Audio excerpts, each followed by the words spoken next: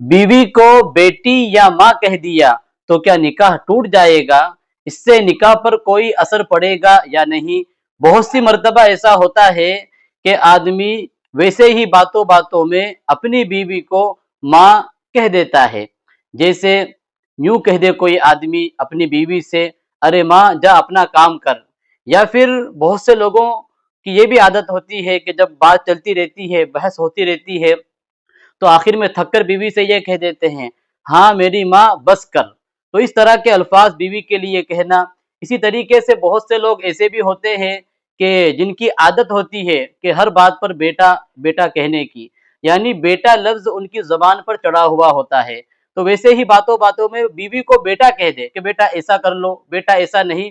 तो क्या इस तरह के अल्फाज बीवी के लिए इस्तेमाल करना, बीवी को बेटा या माँ कहकर कभी गलती से बोल देना, मुखातब करना, इससे निकाह पर कोई असर पड़ता है या नहीं? तो आज हम इसी पर बात करने वाले हैं। देखिए, अगर कोई शख्स वैसे ही बातों बातों में नॉर्मल अंदाज में बगैर किसी नीयत के अपनी बीवी को माँ या बेटी कह देता है, गलती से या वैसे ही उसकी जुबान से निकल जाता है, तो अच्छी तरह मसला याद रखें, इससे निकाह नहीं टूटता, निकाह पर कोई असर नहीं पड़ता। जैसा कि बहुत से लोगों के जहन में ये बात होती है, वो समझते हैं कि इस तरह के अल्फाज अगर बीवी के लिए इस्तेमाल कर लिए, चाहे गलती से भी क्यों ना किए हो, तो वो समझते हैं कि निकाह टूट जाता है, निकाह पर असर पड़ता है। तो अच्छी तरह याद रखें, ऐसे अल्फाज बीवी के लिए अगर कोई गलती से इस्तेमाल कर देता है, माँ या बेटी कह देता है, तो निकाह तो नहीं टूटता। लेकिन इस तरह के अल्फाज बीवी के लिए इस्तेमाल करना सख्त नापसंदीदा और सख्त मकरूह है।